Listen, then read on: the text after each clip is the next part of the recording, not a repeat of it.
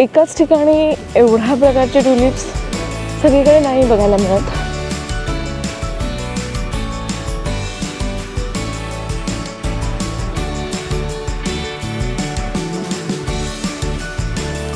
पंधराशे 95 पासूनचं कल्टिवेशन आहे.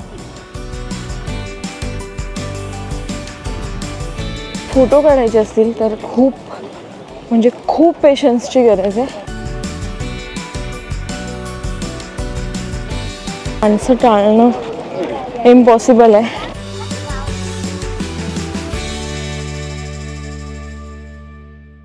कोण जातोस? तर आज आमच्या ट्रिपचा दुसरा दिवस आहे युरोप टूरचा आणि आज आम्ही आलो सगळ्यात फेमस युरोप आणि एंटायर वर्ल्ड सगळ्यात फेमस जे ट्युलिप गार्डन आहे क्योकनफ म्हणून. तर हे माझ्या मागे त्याची एंट्री आहे. तर या गार्डनमध्ये आपण बघणार आहोत. आम्ही ॲक्च्युली आता पीक सीझनला आलो आहे. हा खरा सीझन असतो. 2 महिनेच फक्त ट्युलिप्स आपल्याला बघायला मिळतात. खूप कलरफुल ट्युलिप्स आहेत तिथे. सो आणि थंडी आहे. ॲक्च्युली पॅरिसपेक्षा नेदरलँड्स जास्त विंडी आहे त्यामुळे इथे पॅरिसपेक्षा जास्त थंडी असते. सो जरा थंडी आहे आणि आज वेदर छान आहे. ॲक्च्युली पाऊस नाही आहे. सो ट्युलिप्स बघायला आज मजा येणार आहे. क्योकनफ गार्डन आहे. आय डोंट नो मी बरोबर प्रोनाऊन्स करते की नाही करत आहे.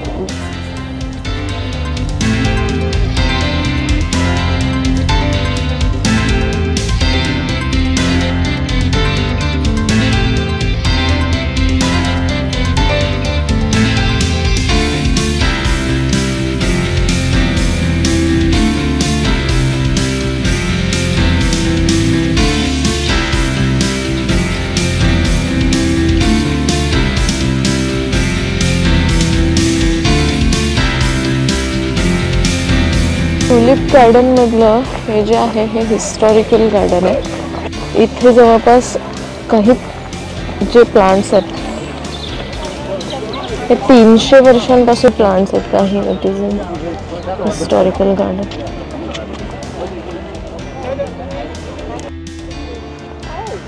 ओ हे 1595 पासूनचं कल्टिवेशन आहे. वाव. इथे हे जे दिसत आहे ना इथे बोर्ड दिला आहे तो 1850 आहे. इतके जुने म्हणजे फ्लावर्स.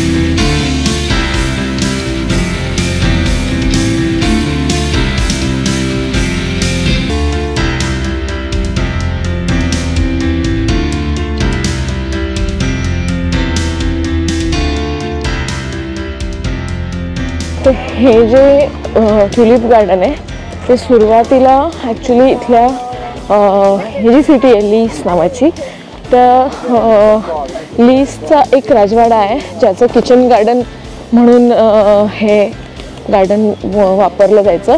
तर पण त्यानंतर जवळपास 1949 मध्ये इथला जो मेयर आहे त्या मेयरने इथे असंच एक छोटंसं फुलांचं एक्झिबिशन आणि ऑर्गनाईज केलं होतं टुरिझम बूस्ट करायला. सो त्यानंतर त्या एक्झिबिशनला त्यांना अनपेक्षित प्रचंड प्रतिसाद मिळाला आणि त्यानंतर मग त्यांनी दरवर्षी इथं हे एक्झिबिशन्स सुरू केले आणि हळूहळू डेव्हलप होत आत्ताचं जे क्योकनफ गार्डन आपल्याला दिसतंय ते एवढं मोठं आहे. जवळपास 800 प्रकारची वेगवेगळी ट्युलिप्स या गार्डनमध्ये आणि 8 आठवड्यांचा वेळ असतो ॲक्च्युली. हे गार्डन खूप दिवस ओपन नसतं. मार्च एंडपासून म्हणजे जॅकेट जरा मला त्रास देत आहे. तर मार्च एंडपासून मे एंडपर्यंत साधारणपणे ओपन असतं आणि हे सगळं आपल्याला सुंदर ट्युलिप्स बघायला मिळतात.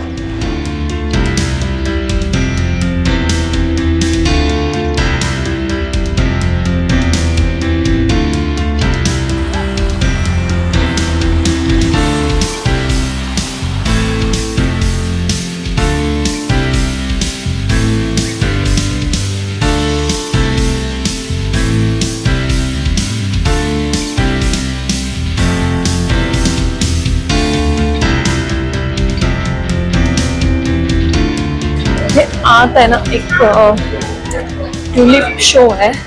म्हणजे ट्युलिपचे बाहेर जेवढे प्रकार आहेत जे अजून फुलले पण नाही आहेत आणि अजून काही होत आहेत, तर तसे अनेक ट्युलिप्स इथे बघायला मिळतात. इतकं कलरफुल आहे, प्रचंड कलरफुल हे त्यांनी स्पेस बनवली आहे. खूप सुंदर ट्युलिप्स आहेत. See the colours, wow.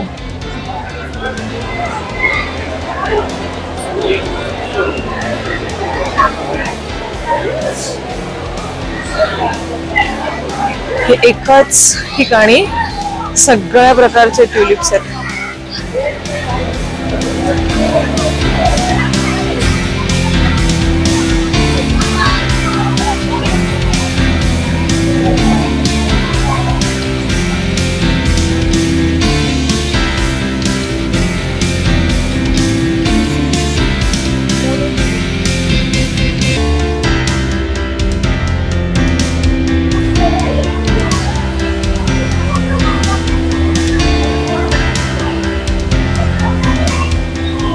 कॅमेऱ्यात कसा दिसतोय माहिती नाही, पण हा रिअल खूप सुंदर दिसतोय.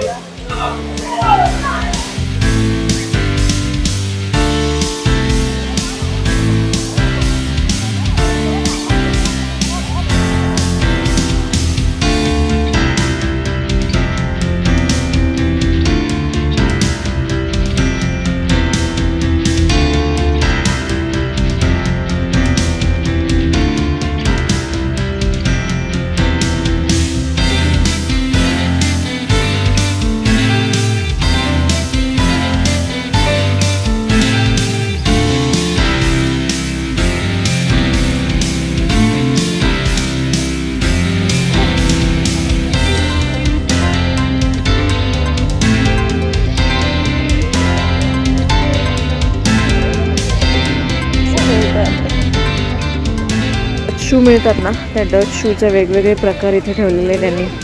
हे वुडन शू बूट आहेत. म्हणजे जी खासियत असते ना, हे असं इथे छान कर बसलं शूजला. हे वुडन शू आहेत. हे स्केटिंग वुडन शू आहेत. हे पॉम्प्स आहेत. हे सगळीकडे दिसतात actually. Sunday wooden shoe, right wooden shoes, garden shoe, हे फिशरमनचे शू आहेत. फॉलो द ट्रॅकवाले आहेत हे. म्हणजे जंगलात किंवा कुठेही जायचं असेल ना, तेव्हा अशा प्रकारे ते सिंगल शूचं डिरेक्शन लावतात. इंटरेस्टिंग आहे.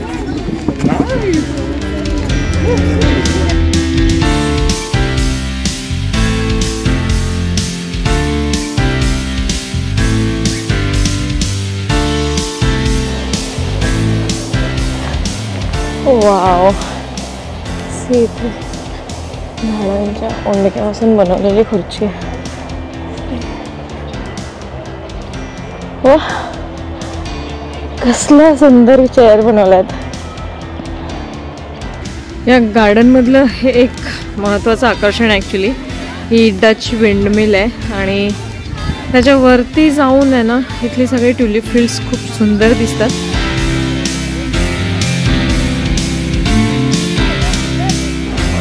गार्डनमध्ये तुम्हाला फोटो काढायचे असतील तर खूप म्हणजे खूप पेशन्सची गरज आहे, नाहीतर तुमच्या फोटोत खूप फोटो मॉम्बिंग होऊ शकतं. कारण इथे माणसं टाळणं इम्पॉसिबल आहे, एवढी गर्दी आहे. गर्दी दाखवतो परत, एवढी गर्दी आहे.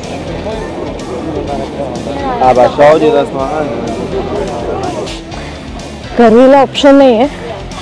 गार्डनला ऑप्शन असू शकतो की गार्डन स्किप करून चांगल्या मोठ्या ट्युलिप फील्ड्समध्ये जाऊ शकतो आणि दिस इज समथिंग नाईस.